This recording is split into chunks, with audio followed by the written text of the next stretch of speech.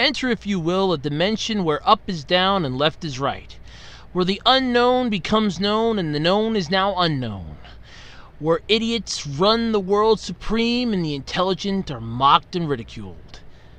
But don't worry, you have a first-class ticket for this ride, because you have just entered the Absolutely Completely Random Podcast. Hello, everybody, and welcome to the Absolutely Completely Random Podcast for Saturday, July 14th, 2018. My name's Andrew Rhodes. I'm your host, as always, here on this wonderful Saturday evening in my room, where it is now a lovely 91 degrees. I was actually recording this a little later than I should say. I'm recording this a little later on a Saturday than usual to see if the temperature would drop. It didn't drop much. Say hello to heat wave number 2, folks. Happily, it's not the oppressive 100 degrees that it was last week, but it's still uncomfortable, especially for those of us that don't like the heat. So if you hear my fan in the background, that's what's helping to keep me cool right now, because it is hot and uncomfortable in my room. But anyway, what do I have to talk about this week? Well, believe it or not, there's not really a lot that jumped up this week, but there is some big news coming out of the land of the rising sun, where all my news comes from. I mean, come on, I might as well just start listening to Japanese news and radio stations. But Dragon Ball Super film is now officially given a new title, and my god, it is official, folks. Broly is canon. That's right, the legendary Super Saiyan will be returning for the upcoming movie that hits theaters in Japan in December, and here in the US then in January. That's right, so we're going to really be kicking it up a notch, as Emerald Agassi would say. Mega Man's new animated series is headed to Comic-Con. Yes, that's right, Mega Man himself, the Blue Bomber, is getting an animated series, and it's going to be at Comic-Con. Japanese fans have ranked the anime series that made them cry, and sadly, there are some on this list that I will agree with, and there are some on this list that I don't agree with, and there are some that I think should have been on this list that aren't on this list. So yeah, there's a whole bunch. Good old Netflix has announced that they have a bunch of new anime series coming down the pipeline, because it's Netflix. What do you expect? And Cowboy Bebop writer, character, and mechanical designers are going to be visiting the New York Comic-Con. That's right. So if you want to hang out with the people that helped create Spike Spiegel, the Bebop, and all the other cool stuff, well, good news. They're going to be at the New York Comic-Con, so if you got tickets, go check it out.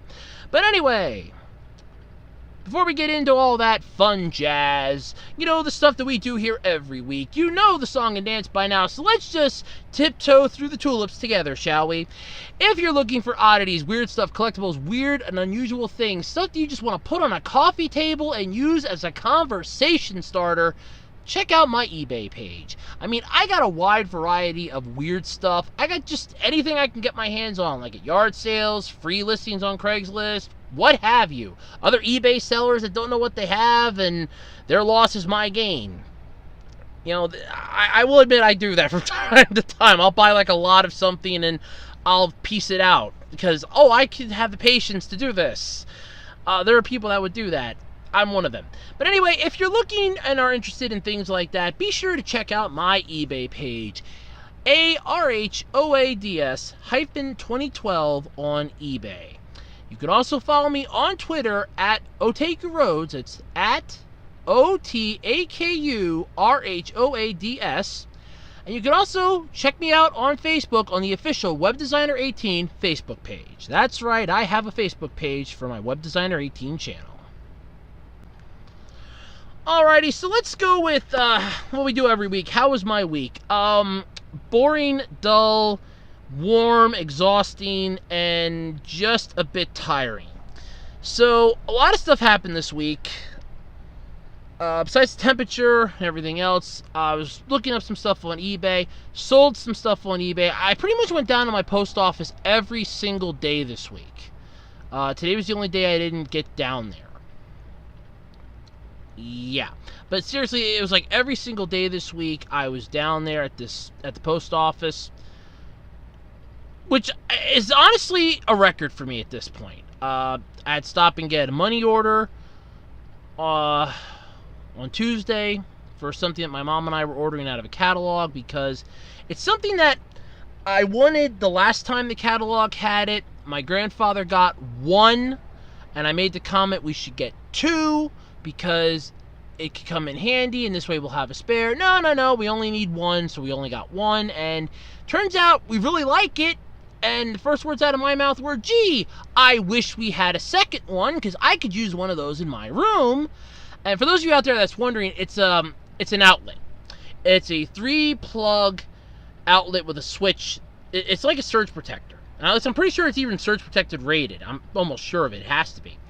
But anyway, you can plug it into like an outlet or an extension cord, or like a small outlet, and turn one outlet into 3, and it even has an on-off switch. You can shut off power to it when you don't want to use it and save electricity. And I've actually wanted this for my room, because if I have to plug in my laptop, and let's say I have to charge my phone up at the same time, oh, hey, that'll work out really great. I can plug my phone into plug number 2 and charge that up while my laptop's charging up at the same time. Or if I'd have to, like, let's say, recharge my tablet because I'm, doing a combination thing here. It worked out really cool, and so my mom and I ordered one. It comes in a set of 2 now, happily. And she got the mystery box, which I'm going to be playing Deal or No Deal with when that thing arrives. I'm really hoping it's a zonk, because I'm going to laugh if it is. And I know she's going to regret this when she hears this. But otherwise, week went pretty strangely. Work was sort of fun. Had a job interview on Wednesday, which didn't actually happen for reasons that I can't even begin to fathom to explain. Because the more I think of it, the more idiotic it sounds. So if it sounds idiotic to me and it happened to me, I can just imagine how everybody out there is going to imagine it. But anyway, that's pretty much how my week went. Yesterday was Friday the 13th. Yesterday was one of the worst days to ever do anything. And it just kept showing. Because I had to pick up a money order again to pay the one bill. Had to get a phone card for the one spare phone we have. Had to do half a dozen other things. All before I even got home from work. Which was really fun. Then I had to go out for gas last night. We ended up having a late dinner. I guess you can blame me for that. I don't even remember what we had last night to eat. Wow. All of it culminating, though, today. We got a movie that my grandfather was begging and pleading to see called The Leisure Seekers, which I didn't really like it. I'm sorry for those of you out there that may have seen it and liked it. It's not a movie for me. I'm not a strictly type of, it's got to be science fiction or adventure type of thing. I do like slice of life stuff. I like comedies. I like slice of life stuff. I like romance movies just as much as the next person. But to quote Professor Oak and all the professors from the Pokemon games, there's a time and a place for everything, and now is not the time. And this movie just did not sing volumes to me. They ended it, I swear, within the first, quarter of the movie, you knew how it was going to end, and it just didn't do it for me. I'm really sorry. For those of you out there that may have seen it, it just didn't do it for me. It's called The Leisure Seekers. It's rated R. I just want to stress that. And it's not that it's a hard R right from the start, like Bloodsport. Bloodsport's a hard R if you ever want a decent thing to compare them to. Bloodsport with Jean-Claude Van Damme, that's a hard R. This is like a soft R that goes to a hard R that kind of ends with a medium R. It doesn't do it for me. But that's how my week went. So let's get into the podcast. Like last week, let me know how your weeks went. Everybody out there that's listening, let me know how your week went. Without any further ado, let's get into the podcast, shall we? Alright, so for those of you out there that aren't aware of this, and I'm just going to let the revelation sink into your mind here for a moment, I'm a huge fan of Dragon Ball. Yep, huge fan of Goku. I pretty much know the lore, I know the story, I know the characters. I am appalled by GT, I can't stand Dragon Ball Z Kai.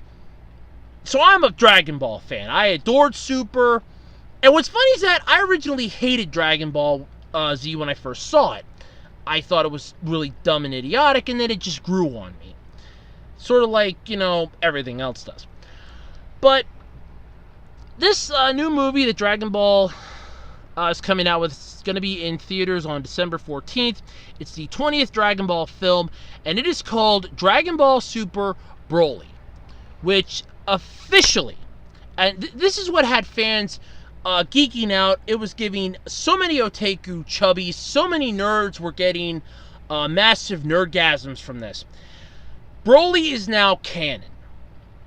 Because if this movie, which is taking place, mind you, directly after the Dragon Ball Super series that has already ended, Broly is now canon.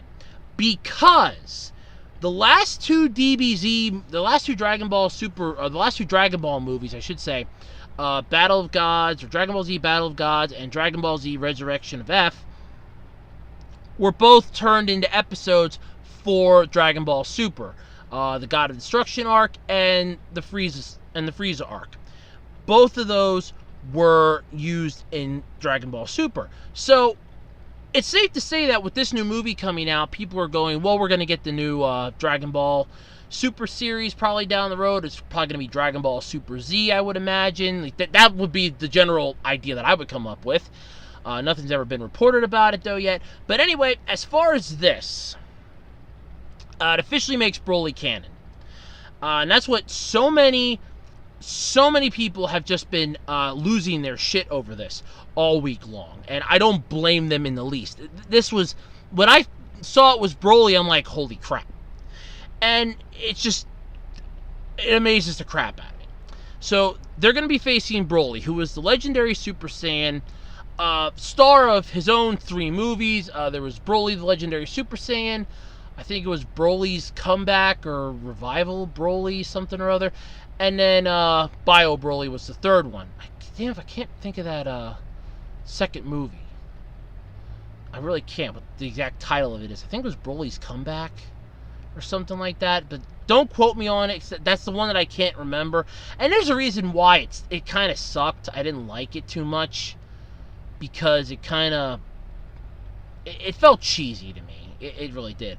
But I can safely say the second and third one are connected because the shaman in the second movie is seen in the third movie. So they are connected. So those actually happen in the same universe, timeline, whatever you want. And the Dragon Ball Z movies had this humongous thing for years where they didn't exist at any particular time and space. Where they were just out there for the hell of it. It was with Dragon Ball Z Battle of Gods that we finally started getting them into a linear time stream here, so to speak. Because beforehand you had like the Garlic Jr. movie, Dead Zone, World's Strongest, Tree of Might, all of which were like alternate realities, or alternate dimensions, if you will. Because Goku knew the Kaioken technique in the World's Strongest and in Tree of Might, both of which he did not learn until they took on the Saiyans, and at that point he was dead. So yeah, they kind of existed in and out of their own timelines, so to speak. So same with the Broly movies, where you had characters that appeared in Dragon Ball Z, but in all honesty, it's like, do they exist in this timeline? Is this like an alternate timeline? But with the Battle of Gods and Resurrection of F, it kind of flowed in a linear pattern, so I can assume this one's going to as well, although nothing's set in stone yet. So, series creator Akira Toriyama is handling the screenplay and the character designs for this, and here's what God had to say about this. Because basically, Akira Toriyama at this point, whenever it comes to Dragon Ball related stuff, he's pretty much God at this point for them. Anything he puts to paper is gold. I mean, I loved GT. I caught myself there. I loved Dragon Ball Super. I could not stand Dragon Ball Z Kai. It was a watered down version of itself. I couldn't stand GT, but Akira Toriyama really had nothing to do with that. But here's what he has to say though about the new movie. So everyone, do you know Broly? He's an extremely strong Saiyan who appeared only in the past anime films. And it seemed I worked on only his design, but I was rarely involved in anime production at that time, so I had totally forgotten about the film's contents. I have heard Broly is still very popular, not only in Japan, but worldwide. For that reason, my responsible editor suggested to me, how about featuring Broly in the next film? After watching the films of that period, I felt it could be very interesting, depending on arrangements. Then wrote a story including him in the Dragon Ball Super series. So, first off, for those of you that don't know who Broly is, he is the legendary Super Saiyan. If we're going to go by how the movies work, he was born around the same time that Goku was, but because he was so powerful, he just was quiet. Whereas Goku wouldn't shut the hell up as a baby on Planet Vegeta. He literally kept crying, pissing off Broly, who was getting more and more annoyed because he has to sit next to this screaming child, and he's a literal newborn himself. He ended up escaping Planet Vegeta after him and his father were thrown into a trash compactor to be destroyed because they were Broly was deemed too powerful, and nobody can outthrone King Vegeta, who was, Vegeta's father. So yeah, there is that. So you just have all that stuff going down. He ends up taking over a planet. Goku has to try to find him. Goku, Vegeta, Gohan, Trunks from the future, and Piccolo end up fighting him. It's just an all-out mess because he just wipes the floor with him like it's nothing. And that was the first movie. Then you have the second one where he's arrives on Earth as like a meteorite site. Some shaman's trying to control him or swears that he summoned him or something. Like I said, I remember seeing it. I just didn't like it. And then you have the third movie where he's basically a mechanical bio creature created by some mad scientist to take down Hercule. Or Mr. Satan, however you want to pronounce it. No, honestly, I could really care less. I don't like the character either way. So that's Broly. That's the entire history of it, the Cliff Notes version. So, on top of this news, though, that Broly is being dropped as the official villain for the next movie, we also got word that this film is going to be coming to the U.S. next year. And it's going to be arriving in the U.S., I think it's like January of 2019. It doesn't have an exact date yet. Specific theatrical dates will be announced later as part of the marketing plan for the film. Funimation is getting in on the Dragon Ball North America Tour 2018 action as a sponsor. I mean, come on, it's Funimation. They pretty much have Dragon Ball Z. They have the entire Dragon Ball franchise. If you even so much as say Goku, you owe Funimation like 5 cents if you're using it in a media franchise type of way. You owe them 5 cents. Come on.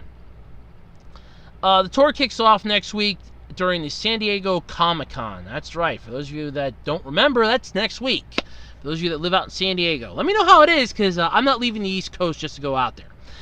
So, here's more on the movie, though, from the Funimation press release. And I gotta admit, Funimation really knows what they're doing when it comes to press releases. They don't half-ass it, and they don't screw around.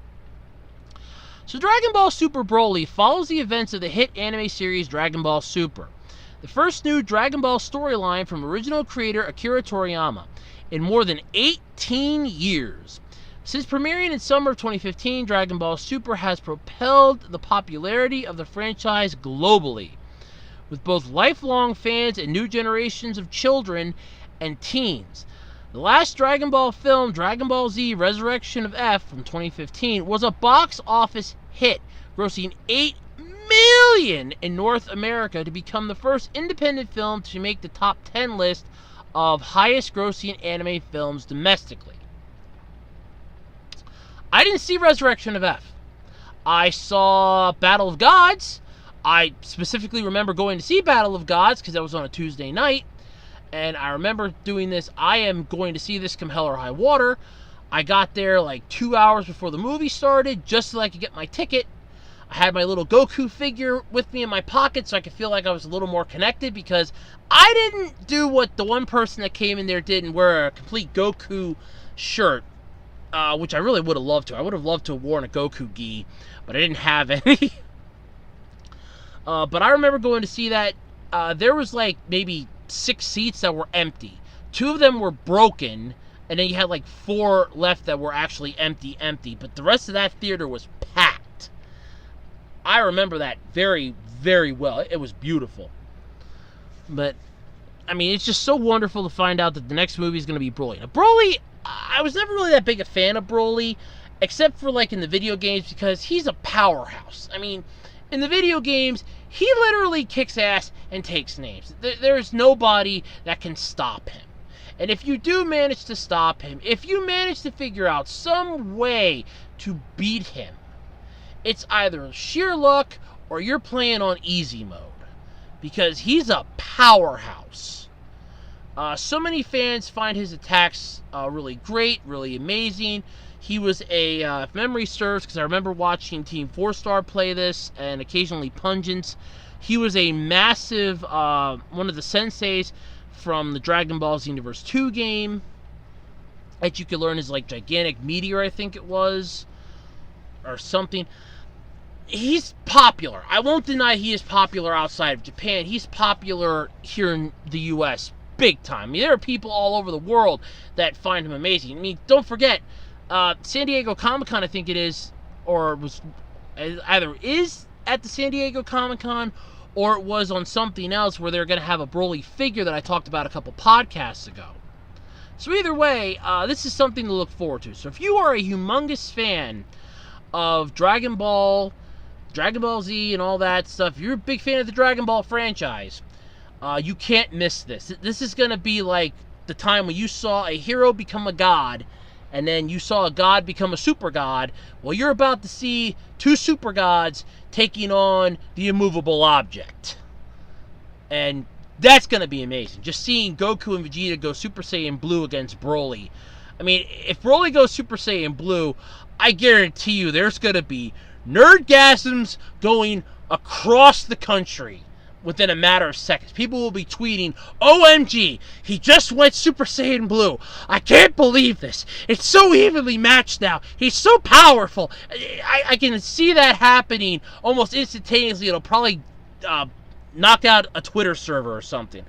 It'll just be epic.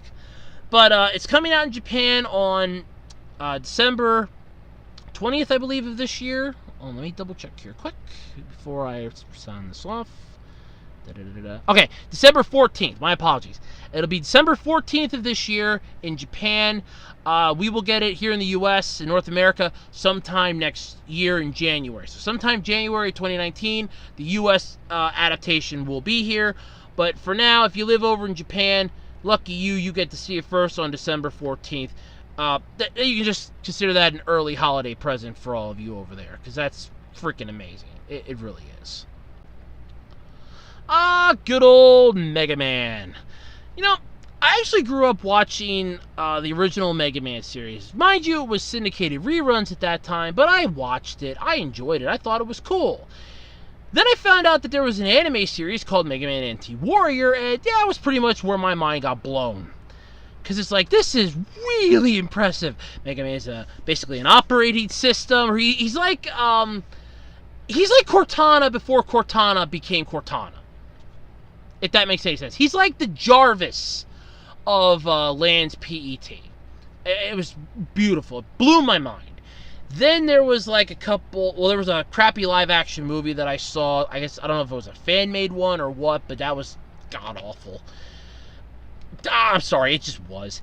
And then there was multiple like little snippets here and there, games galore. You had that whole atrocity that was Mighty Number 9 from the creators of Mega Man, because they just wanted to be, they tried making it for people, and we all know how well that went. They pissed off their target audience long before the game ever came out, because you don't insult anime fans in any way, shape, or form. That's how bad it happens. But anyway, the new Mega Man animated series, Mega Man Fully Charged, is going to be coming and making its public debut. So for those of you out there that will be attending the San Diego Comic-Con, yes, I guess it's pretty much going to be a theme, this podcast at this point. You can look forward to the official premiere of some footage at the recently announced panel, which will feature guests from Capcom, Man of Action, and DHX Studios.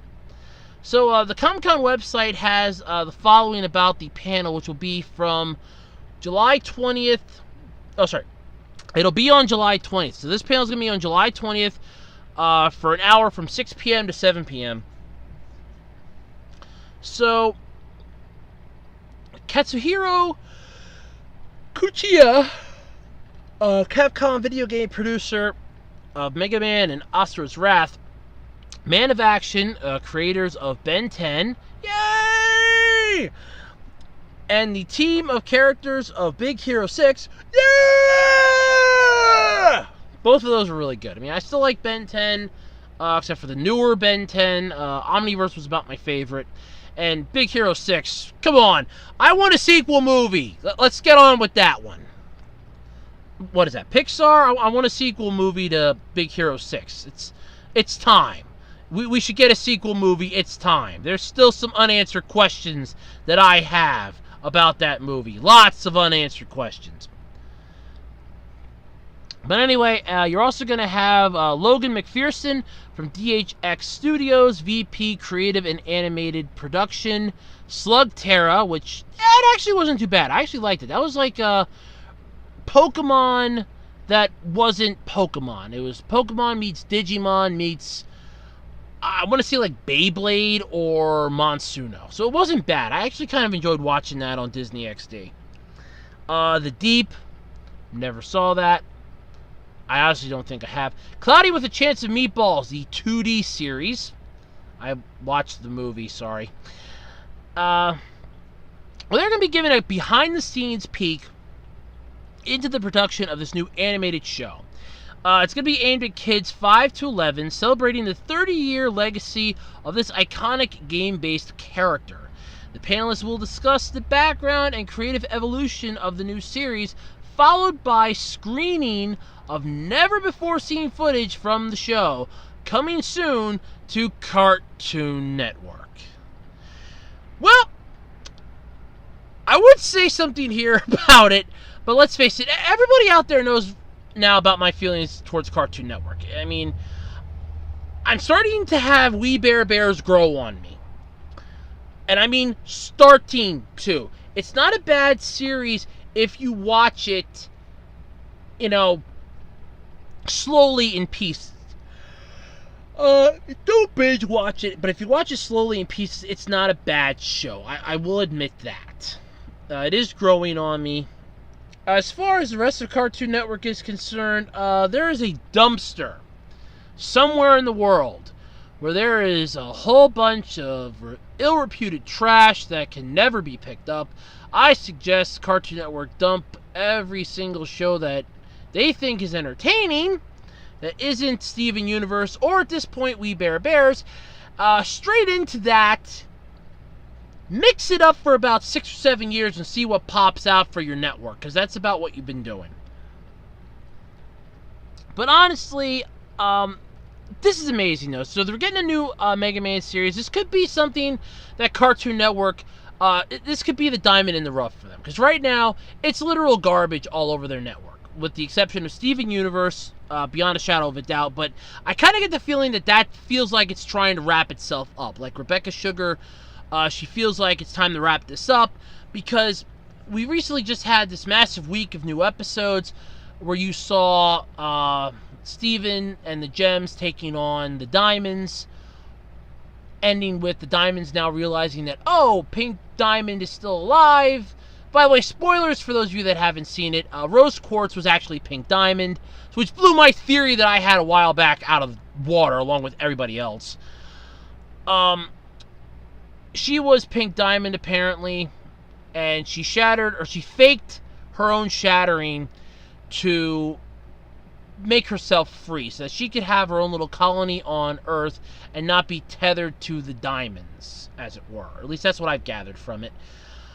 We saw the return of Bismuth. We saw the marriage of Ruby and Sapphire into Garnet, reuniting their love, which I still find really touching. Lapis returned. She's one of my favorite characters. I'm sorry. Next to Amethyst, Lapis is my favorite character in that show because she's just this. You just want to give her a hug. You know, that's what she feels like. Every time I see her on the screen, I just want to give her a hug and just let her know that she's, you know, wanted somewhere, and not for bad things. That she's loved and she's cared for every single time. But we've had that. But like I said, with this last one, it sort of seemed like and felt like everything wants to come full circle. Like Rebecca Sugar wants to try to wrap this up, or Cartoon Network's telling her, hey, you got to start wrapping it up. I don't know which. It just feels like it. I mean, I kind of saw the episode because now that the Diamonds know that Pink Diamond's still alive, now all of a sudden it's like, well, now we have to talk to White Diamond. Oh, that's great. So what? We're going to have where you two are going to be turned to the side of good because Stevens managed to convince you that might is right, or right is might at this point, and you're going to try to save the day by taking on White Diamond and all this stuff, and it just confuses me, but it feels like it's leading up to the inevitable conclusion that we're going to get at some point with this. So with the new series coming down the road, that definitely feels like it. But like I said, most of what Cartoon Network has anymore is literal garbage. Like I said, We Bare Bears is starting to grow on me, and I've been watching that on YouTube, so it's starting to grow on me. I kind of like Ice Bear. He's kind of cool. Ice Bear is pretty cool. Grizz is annoying, and I just kind of want to pat Panda on the head. So, those two shows aside, I know Cartoon Network has like a whole slew of other shows, but, I mean, it was better when they had shows when they struck deals with, like, manufacturing companies. Like with Lego, they had Lego Chima, Ninjago, all those shows. They did really well having those on. Tenkai Nights was a good show to have on that fit their channel perfectly. But, like I said, then at some point, right when Teen Titans Go came out, everything just kind of went to hell in a handbasket, and we've just had garbage coming out of them. But now that we've got this new show coming down the road, it may turn things around. I don't know. I mean, Cartoon Network may have it, the ratings may not be what they want, and they may kick it off, and Netflix might pick it up. Which, I'm getting sick of Netflix picking up everything, because they're starting to become too powerful in itself. But then again, let Netflix take on Disney and see which one of them comes out. I'm just going to sit here underneath this tree with my little bowl of popcorn and watch the show as it is. But it's not too bad. I'm kind of liking the fact that we're getting a new Mega Man series. I did see a visual for this. I will try to have the picture up for the podcast. If not, I will try to remember to put the link in the description so you can check that out. But yeah, so there's a new Mega Man series coming out. If you're going to be at Comic-Con, be sure to check it out. Might be worth it. I don't know. Hopefully it won't be like Rise of the TMNT from Nickelodeon, because that still gives me nightmares. Alright, there are anime series that make me cry. There are anime series that make me feel happy. But fans have ranked the ones that make them cry too. And yes, there are a few. I mean, there are some that will make me laugh. There are some that will make me cry. There are some that make me throw my hands up in the air and go, yeah! But there are some that just flat out make me want to cry. Either from a touching scene, a touching moment, or what have you. It just breaks your heart. And eventually, it just has to happen. And one of them on this list, I will agree on. Not once, but twice. I will agree on it. Because both... let me rephrase that. 3. Count them. 3 times for the series I cried in it. 3. I'm sorry. I forgot about 1. There's 3. This was all brought about because on July 9th, the pronunciation of those 2 numbers together in Japanese, you get Naku, which means to cry, making July 9th Crying Day. Not exactly a happy holiday, but a good excuse for a bunch of anime sites to rank and ask its readers to rank the series that make them cry the most. And this is what they came out with. So I'm going to read the list here, going from 10 to 1. So at number 10, we had Your Lie in April, which I've actually never heard of. Number 9 was A Place Further Than the Universe. Again, never heard of it. Number 8 was Naruto. I'm assuming the original one, not Shippuden. But then again, they could be including Shippuden in that list too. I don't know. Number 7, Sword Art Online. I will agree on. Number 6 is Clanad, which, let's face it, at that point, that pretty much would sum it up. I mean, that entire thing leads you up to crying. Assassination Classroom comes in at number 5, with Violet Evergarden coming in at number 4. One Piece brings us around at number 3. Number 2 is Anohana, which I never heard of. And number 1 is Gintama, which I actually have heard of, and I don't know much more about it. I've read some of the manga when Shonen Jump still had their print issues, but other than that, I have not seen or read most. I haven't seen any of the anime, and I haven't read any of the manga, so that's it. Since Shonen Jump stopped, I have not read any more of the manga, and I haven't seen any of the anime or even any clips, so that's how I feel. But there are some other anime series that did make me cry. Kashimashi's one. That brought a tear to my eye. I My Me Strawberry Eggs was another one, because the final episode really is touching. That pulls at your heartstrings really well. Then you have, oh god, there's so many others. God, I can't think. I can picture it, and it's one of those, I can picture it, but I can't think of which one it's called, and it bugs me, because I know that it's an anime series, but I don't know what the exact name of it is. But I will agree, though, with Sword Art on... Oh, Dot Hack! That's what it was. Dot Hack. Dot Hack. That's what it was. That's what it was. Dot Hack. Dot Hack sign. Now I remember. But I will agree, though, with Sword Art Online, because there are 3 parts from the entire Sword Art Online. I'm including the first and second seasons, because I have not seen Ordinal Scale yet. It is on my list of DVDs to get my hands on. Believe it or not, it is on my list. I have a nice little piece of paper list. I scour eBay every now and then, see if anybody has any buy it now with or best offers, and I try to haggle. I'm pretty good at haggling, but I haven't found any yet that I can get. But I will agree with Sword Art Online being on this list. Mostly because of 3 parts. Now, for those of you out there that have seen Sword Art Online, you should know at least 2 of these if you've seen the first season. If you've seen the second season, you will know all 3 of them. Because the third one brought a tear to my eye so much as I remember watching it on the desktop in the dining room with my grandmother and my grandfather in the living room. My mom's hovering behind me, and I'm trying my damnedest. And she will admit this. I'm trying my damnedest to keep from crying. And I'm just failing miserably.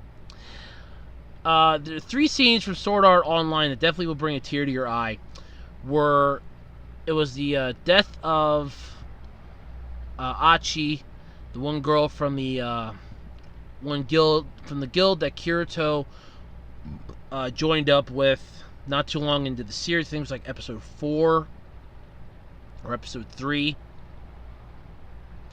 when he joined that guild. She died in a dungeon that in a room in a dungeon that was considered inescapable, and Kirito kind of hid his true level from them because he wanted to fit in and he didn't want them to feel like they were overpowered or anything. So he tried his best to fight them, but he couldn't succeed. And it's something that haunted him because every single person died, her included. Because at that point, it was when you die in the game, you die for real life, and that was the end of it. The second time... no, hold on. I should really go back with that one. What brought the tear to your eye in that one was the fact that... Not that she died, because so many people were dying in that game left and right. It was the fact that she left a message for Kirito. He went to do the impossible boss battle on Christmas Eve. You can take on a evil form of Santa, and you get an item that can supposedly revive the dead. He went to get this item thinking, oh, Sachi, that's what her name was, Sachi, thinking he could get her back. He wasn't able to get her back because it only works after before 30 seconds or something, so he couldn't get her back. And he was pissed, gave it to Klein and said, use this on the next person that you see die, and then just called it a day. Went back to this little inn, sat at a desk, and all of a sudden on Christmas Eve, he gets this message from Sachi. She recorded for him the night that he stayed with her because she was scared. She was still nervous yet. And she says that by the time you hear this message, I'll be gone. Because she knows beyond the shadow of a doubt that she's not going to survive in this game, and she is going to eventually get killed. She doesn't want him to feel sad. She knows what his true level is because she accidentally saw it when he thought she was asleep. So she knows he was way more powerful than all of them, but she figured he was trying to help. And he feels responsible for the entire group getting wiped out, including the leader of that guild, who decided to jump off the tallest part of Aincrad after finding out all of his friends had died at the hands of this dungeon that Kirito could have gotten them out of if he wouldn't have hit his level.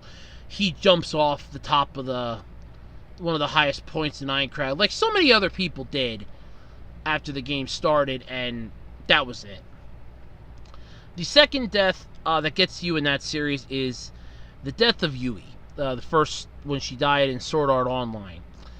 She was this little girl that Asuna and Kirito found in the woods on, I believe it was floor 22, after they had retired from the Advanced Fighting Guild.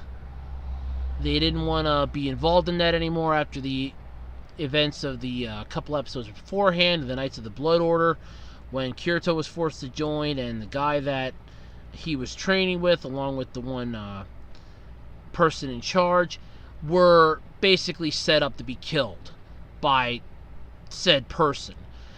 And Asuna managed to show up in the nick of time, saved Kirito's butt, and that was the end of it. They decided that they wanted out, they wanted to retire, they were done, and the leader of the guild was fine with it. He knew they were going to come back because, well, it turned out he was the programmer, but there was that. But anyway, they end up coming across this girl in the woods. Her name was Yui, Y-U-I.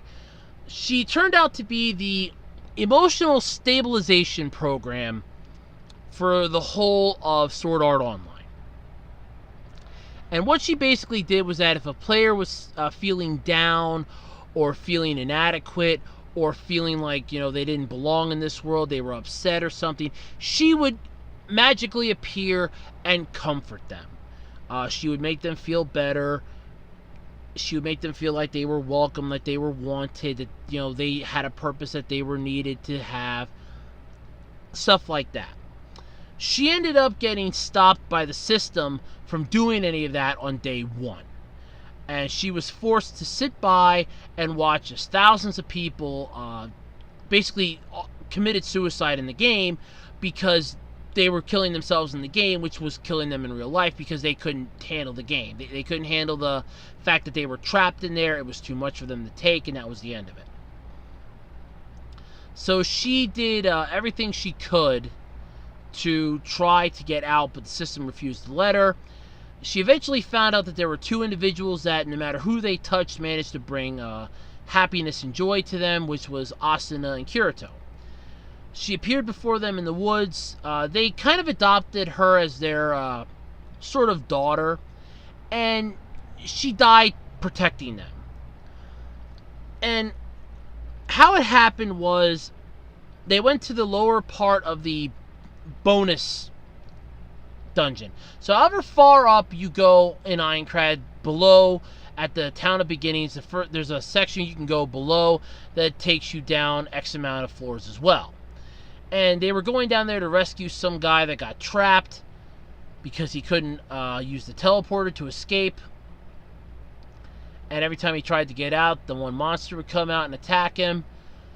And he was out of teleporters anyway. So they went down there to save him, only for Kirito and Asuna to almost sacrifice themselves to save him, for Yui to come out and show that I'm a system administrator, I have powers inside this game, let me show you what I can do. And she just kind of like pulls out this flaming sword out of nowhere and slices the monster in two, just deleting it and destroying it. But because the system finds out that she exists now, it has to eliminate her, because it now realizes, crap, the little kid escaped, we have to get rid of her, she's got to go, none of this can't happen, blah blah blah, and all that fun jazz. So she ends up getting deleted. Kirito, quickly using the access panel that she had opened before the system managed to close it off, created the item called Yui's Tear, which was all the data that was left of her that he could save, and gave it to Asuna, which then was used in the next one because Asuna and Kirito were technically married in the game, and they kind of got together. So when she died, intercepting the attack at the end of the thing, he ended up getting it for use in the second part of the first series, or the first season, I should say. And the third one is from Sword Art Online Season 2, the Mother Rosaria arc. It's the one when Yuki dies. And this is one that was building up for a while, because she was the girl that Asuna befriended, the one that was dying of AIDS. She... basically, the way she went is something that I will never forget, and it was just so touching. She had grown to have love and respect for everybody, with Kirito's help, because he was studying Metatronics at the time. She was able to go to school for the first time ever, which she had never been able to do before. She'd spent her entire life in a hospital. She was able to finally go to school by use of a little video camera on Asuna's shoulder. And it was just really entertaining. It was interesting. It was just a lovely arc. And then she dies. We knew it was going to happen. She wasn't going to live for eternity. She wasn't going to live forever. We knew she was going to die. And she did. But she passed on her technique to Asuna before she passed, so that Asuna would have the technique. And Kirito kind of brought every single character in the entire game to see her off, and gave her, inside the game, a warrior's funeral by literally having her be there, having everybody surround her as she's laying there in Asuna's arms dying. She's there being given a warrior's funeral by having everybody else, every single character is like hovering around this island, landing on the island, and they are kneeling before her, because she is the strongest character in this entire game, and she is passing. And it was just so touching. I was actually bringing tears to my eyes and everything else. I couldn't believe it. Especially after everything they had went through to try to score the dungeon, to beat the one floor so they could get their names on the wall for all eternity. It just really hit home. Really just nailed me right here in the heart for that one. So I will agree that one makes the list. One Piece will definitely make it for Ace dying. Everybody knows that. Naruto for so many things. But yeah, I agree with Sword Art Online. But there are a few that should have been on this list that weren't. So while all of them are fairly recent titles for similar... One second. Okay. For a similar list with a bit more old school feel, there was a 2016 list of most tragic endings. And on the manga side of things, they've got a list of Shonen Jump series that activated the waterworks. And there's a ton. But yeah. So there was all that happened. But those are the three things from Sword Art Online. I know I went a little overboard with this topic. But that was, from Sword Art Online, that for me is number one. Because I Might Me Strawberry Eggs made me cry for the final episode. I cried during Kashimashi. And there are a few other series like Dot Hack Sign that made me cry a bit. But nothing like Sword Art Online. Those 3 episodes I will never forget so long as I live. Not one time will I ever forget those because of, what happened. It was just that touching, and it's something that will never leave. So that's what got it for me. I mean, what got it for you, who knows? I mean, I don't know, but if you want to let me know in the comment section, let me know. But that's what got it for me. Sword Art Online is number 1 for me with that one. Alrighty, Netflix. This place that I wish would stop picking up anime series, would stop taking everybody else's garbage and making themselves more powerful. But then again, like I said, I will literally just sit over here underneath this tree with my bowl of popcorn and let it and Disney go to town on each other and just wait there to see who's going to come out victorious. As far as I'm concerned, they're both evil at this point. Netflix is just becoming way too much of a powerhouse. They're breaking into too much stuff. They're trying to get too big too fast. It's going to come back to haunt them.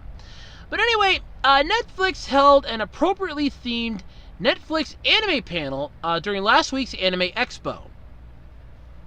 They took the opportunity, though, to expressly announce new anime series, films, and updates to previous anime release plans. In addition to newcomers like Ultraman, which launches next spring, Netflix confirmed plans to air a 2nd season of the adorably awesome Agretsuko in 2019. So here's the list of the upcoming stuff. You got Ultraman series, which is going to launch spring of next year.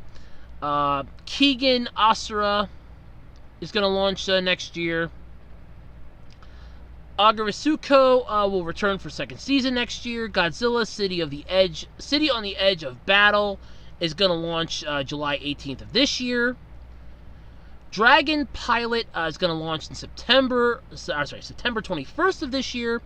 Castlevania Season 2 is going to be launching on October 26th of this year. And April 1st of next year, you have Cannon Busters. So for those of you that think that that's an April Fool's joke, that'd be great.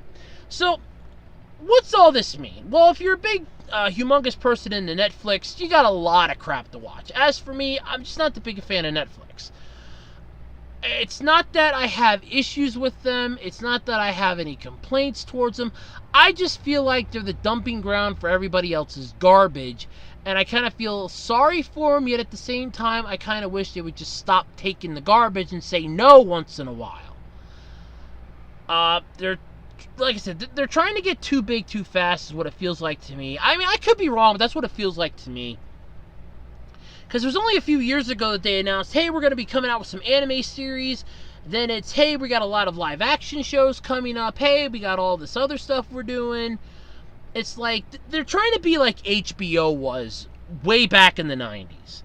When HBO had like so much stuff coming on, like, hey, we got all these movies. Hey, we're going to start coming out with our own original content, like comedy specials and TV shows and things like that. That's when they started getting too big too quickly. And we all know how well that ended. I mean, come on. While HBO is good to a point, it's not the same as it was years ago. And I'm just afraid that Netflix is going to create too much stuff and then all of a sudden have that bubble burst and go, yeah, I should have stopped a while back. But there is that. Otherwise, I think it's stuff that looks I think it's stuff to look forward to. Is it something that I'm willing to get Netflix for? God, no. I wasn't that big a fan of Ultraman. Ultraman T I liked. That Anniversary Ultraman I kind of got into. But I'm more interested in the Gridman series that's coming out. If I want to have like a tokusatsu show that I can sink my teeth into, I'll go with Gridman versus Ultraman any day. I'm sorry. Godzilla, as far as I'm concerned, there I got 2 movies that I like from the Godzilla franchise, and that's it. Because I can't get into any of the newer ones without it really being cringeworthy at this point. So yeah, but anyway, if you're interested in the Netflix stuff, there's some new stuff coming down the pipeline, so there you go. Like I said, just as a quick recap, you got Ultraman and Keegan Asura, which are going to be launching next year. You have Agretsuko, which is going to be coming back for 2nd season next year. Godzilla City on the Edge of Battle is going to launch July 18th of this year. Dragon Pilot's going to launch on September 21st of this year. October 26th of this year, you got Castlevania Season 2, and Cannon Busters launching on April Fool's Day of next year. So, there's plenty to look forward to, but it's just one of those meh. I mean, they're probably going to change the date, they're probably going to add more stuff, but nothing's ever set in stone, and until we get something set in stone, it's meh, as far as I'm concerned. Alright, it's time to blow this pop stand. Alright, let's get the song together. Alright, 3, 2, 1, let's jam. And if you know what that's from, then congratulations. You are actually either really old or really into stuff. Because that is the opening of Cowboy Bebop, of which the writer, character, and mechanical designers are going to be visiting the New York Comic Con. Now, this is huge news, by the way, because this is actually interesting. So, folks who read the Cowboy Bebop calf piece, or those who do basic math, know the classic anime series turns 20 years old this year, which is huge, by the way. Because like I said last week, Escriet only just turned 17. So, for Bebop to be still going strong and having a massive fan base after 20 years, it's impressive. But if you couldn't make it out to the... let's try that again. If you couldn't make it out to Japan for the Bebop calf, good news. Bebop is coming to America.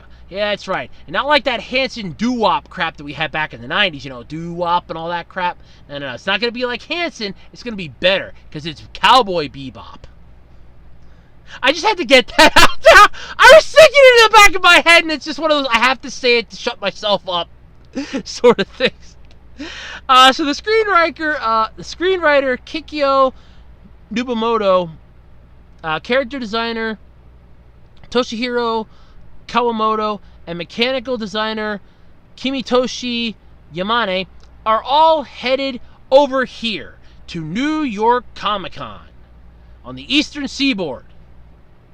Yeah, to celebrate the 20 years of Bebop, and will appear at a panel about the series.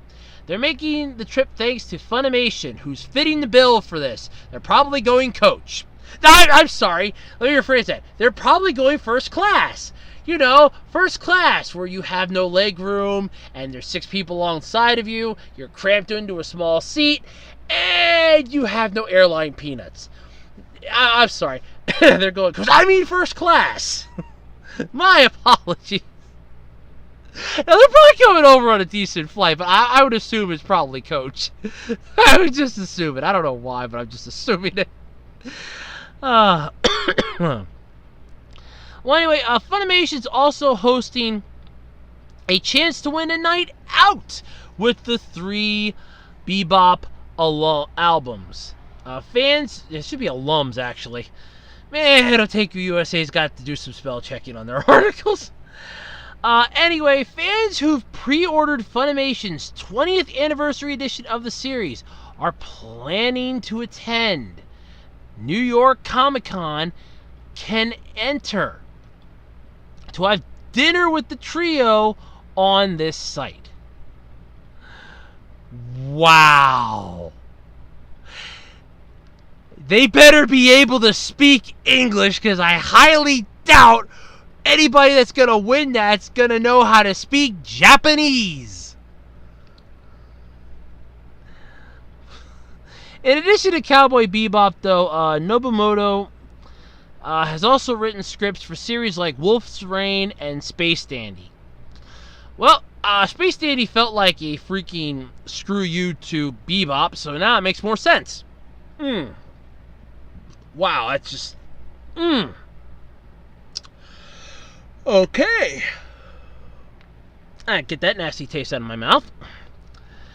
Character designer Kawamoto has contributed character designs to series such as Wolf's Rain and Blood Blockade Battlefront. And the mechanical designer Yamane has designed mechanical things for Escaflowne the movie, Gundam Seed, and more. So who wouldn't want to have dinner and jam with these 3 legends of the industry? Me, for starters. I'll gladly bow out of that contest. I'm sorry. I will bow out. I'm out. I'm not even going to try. I wouldn't even enter it. I mean, I'd never win it to begin with, but I wouldn't even try to enter it for my own sake of mind. But honestly, I can see a lot of people doing this and getting the kick out of it. Now, there are some people out there who will, and I'm going to say this loosely, there are people out there who would try their damnedest to screw this system to try to win it. But let's face it, I don't think this is one of those, no matter how many entries you add in, no matter how many of the special edition pre-orders you get, I doubt highly that you are going to increase your chances. If you want to do this, just try like everybody else does. Have faith and luck in one thing and be done with it. But anyway, I really wouldn't want to have dinner with them. No offense to them. They seem like they're great people. But Cowboy Bebop, I like the series. I like the thing. But here's the deal. I'd like to not know the people that created it.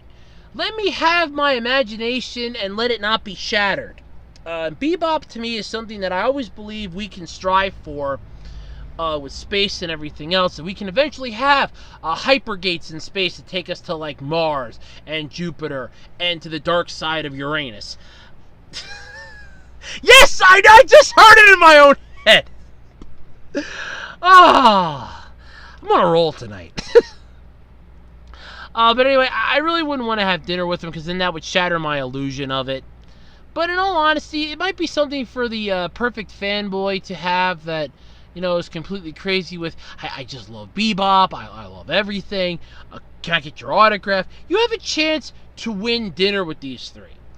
I don't know what they're going to eat, I don't know what you're going to have to talk about besides Bebop and maybe Space Dandy and Wolfrain and Escaflowne and Gundam Seed and whatever else the mechanical designer's done. I mean, Escaflowne was a good movie, Escaflowne was a good series. You won't hear me argue that. Escaflowne was a good series. Ended stupid, but it was good. The movie ended stupid, but it was good. But the series definitely ended stupid, but was very good. But anyway, it's still an interesting series. This is an interesting little thing. And it's just amazing that they're actually coming over here to the U.S. to be at a Comic-Con. And it's just interesting that Funimation's fitting the bill. Like I said, they're probably going, Coach, I mean first class. God, why can't I say that right? Oh, I guess I must have say what's on your mind disease right now. Yeah, but anyway, they'll be over here for the New York Comic-Con, which is coming up. Cowboy Bebop's turned 20 years old this year, so that's really amazing in itself. So, for those of you out there that are looking forward to that, be sure to check out New York Comic-Con. Check out their site if you want to go for tickets. Please note they did not sponsor this podcast. I'm just doing that in case anybody wants to ask me any questions of how to do that. Just Google search it. I don't go to conventions for various reasons. I went to an electronic convention once that was next to a train convention that my uncle dragged me to. I don't go to anime conventions. I don't go to comic conventions. I would like to, but I don't. I don't know why. Mostly for the fact that I can't find any that are close to me, but also kind of for the fact that I just don't know. Yes, I don't. But anyway, if you're interested in going and you want to check out those three, you can be there for their panel. Maybe they'll have an exact date for the panel. They didn't have that yet. But anyway, that's something exciting to look forward to. At least I think it is. Alrighty then, folks. That's going to wrap it up this week for the absolutely, completely random podcast. It's going on 11 o'clock. I am tired. My eyes are having a hard time staying open. I'm yawning like crazy. And it is a wonderful 90 degrees in my room. It's dropped a degree in an hour and a half.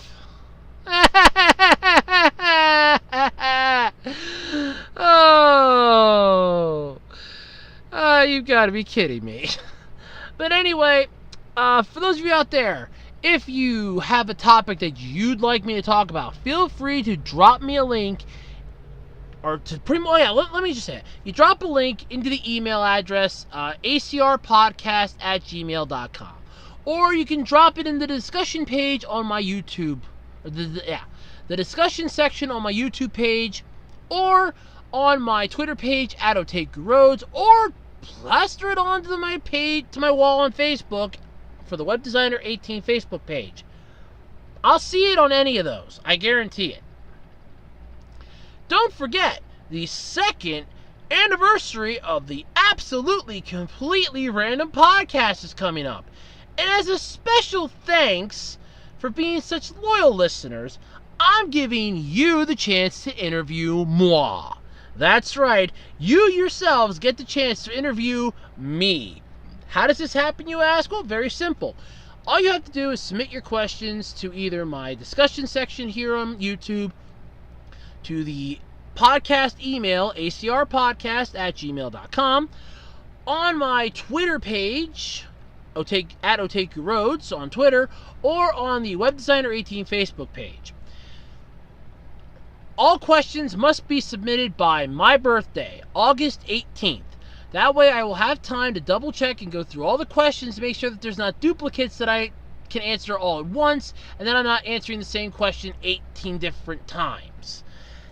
Believe me, I've seen enough press conferences to know how annoying that gets. When one person asks you one question, the person answers it, and then 6 people later, another person asks the same question that the first person asked. It gets annoying.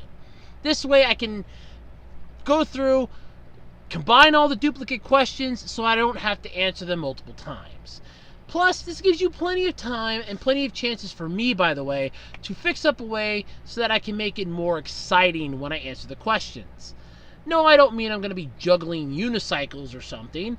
I just want it to be exciting, and I want it to be special.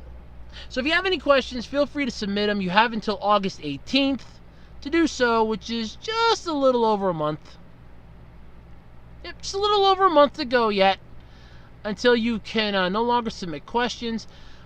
You have until my birthday to submit any questions. Ask me anything so long as it does not involve politics or religion. Feel free to ask away. And until next week, I'm Andrew Rhodes, and this has been the Absolutely Completely Random Podcast. I now return you to your normal lives, already in progress. Bye, everybody, and I'll see you all next time.